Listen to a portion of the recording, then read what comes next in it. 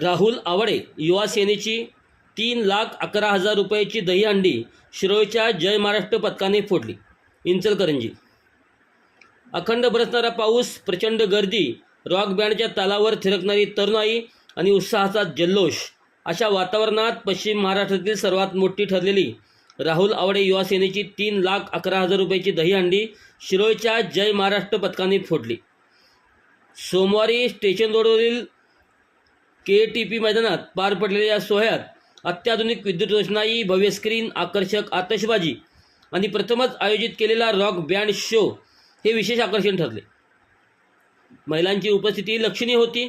स्पर्धेचा शुभारंभी माजी वस्त्रोद्योग मंत्री प्रकाश आवाडे, माजी आमदार सुरेश हाळवणकर व आमदार राहुल आवडे यांच्या हस्ते छत्रपती शिवाजी महाराज पुतळा, श्रीकृष्ण प्रतिमा व दहीहंडी पूजन करून कार्यक्रमास सुरुवात झाली. कोल्हापूर जिल्ह्यातील 5 गोविंदा पथकांनी या स्पर्धेत सहभाग घेतला. सुरुवातीला सर्व पथकांनी 6 थर रचून सलामी दिली.